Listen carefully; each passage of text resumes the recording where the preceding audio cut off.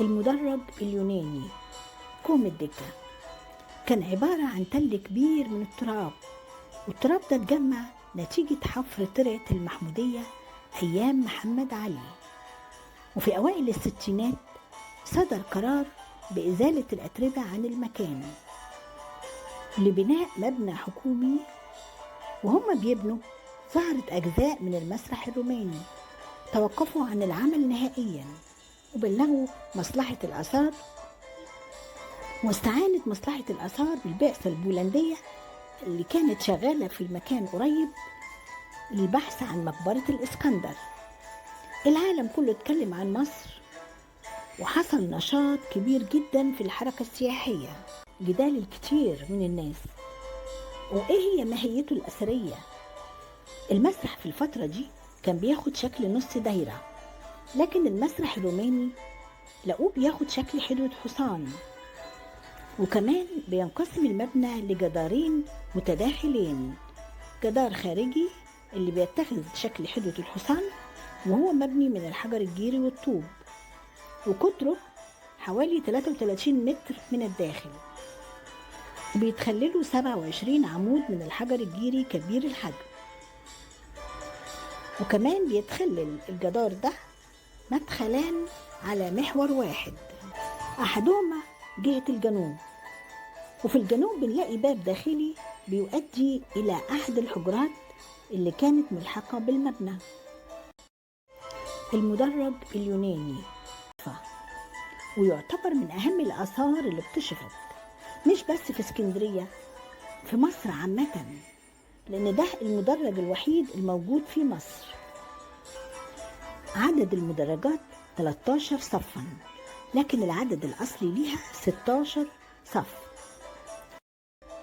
يتكون المبنى من 13 صفا من المدرجات الرخامية، عدا الصف الأول السفلي هو من الجرانيت الوردي لطبيعته لتحمل الحجر ده للضغط عليه. فوق المدرجات بنلاقي بواقي أعمدة، دي كانت بتستخدم لحمل القبة، كانت القبة تستخدم لتغطية المدرج ككل علشان تحمي الجالسين من أشعة الشمس ومن الأمطار، لكن القبة سقطت بسبب زلزال حصل في القرن السادس. ومن الملاحظ وجود نقوش لأرقام يونانية على المقاعد الغربية، فقديما كان كل صف يحمل نقش لرقم معين، وإما إننا نجد بعض المقاعد لا تحمل أرقام، وهذا بيؤكد لنا إن المعماري اللي عاد استخدام هذه المقاعد ملقاش ضرورة لوضع أرقام لترتيبها. وكمان نلاحظ إن في سلالم على اليمين وسلالم على الشمال انضافت لتوسيع المبنى. المدرج بيسع 600 شخص، والمدرجات مصنوعة من الرخام زي ما قلنا قبل كده اللي جاي من إيطاليا، ما عدا أول درجة مصنوعة من الجرانيت الوردي. وقلنا كمان إن المدرج مسنود باتنين جدار داخلي وجدار خارجي، وقلنا الجدار الخارجي متصل بالجدار الداخلي عن طريق الأقواس، والأقواس دي استخدمت علشان تربط الجدارين ببعض، من خلالهم تم ربط القبة اللي كانت بتغطي كل المدرج. يعتبر المدرج الروماني مر بثلاث عصور، هما الروماني والبيزنطي والإسلامي، وهو مبنى متعدد الاستخدامات، اختلف استخدامه من عصر لآخر. في العصر الروماني كان بيستخدموه كصالة لاستماع الموسيقى، وقلنا إن في العصر البيزنطي استخدم كصالة للاجتماعات السياسية والدينية، والدليل على كده هنلاقي نقوش الصليب البيزنطي هنلاقيه موجود على إحدى القواعد.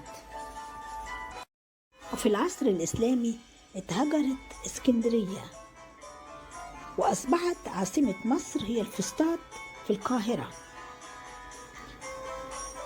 وطبعا بناء على كده اتحول المكان هنا إلى مقابر إسلامية، وهنلاقي دعامتين وشاهدين لقبر مكتوب عليهم بالخط الكوفي ونعي لفلان.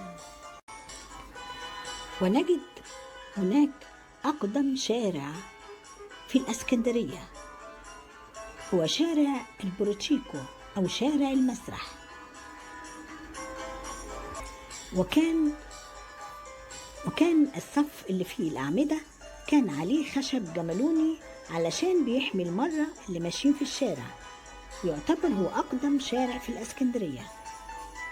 وما زالت البعثة البولندية شغالة لحد الآن وبتكتشف الكثير والكثير. وفي فناء المدرج يوجد دائرة رخام هي عبارة عن ميكروفون قديم، لو أعطيت وجهك للمدرج ووقفت عنده هتسمع صدى صوتك، لكن إذا تحركت يمين وشمال لا تجد صدى الصوت.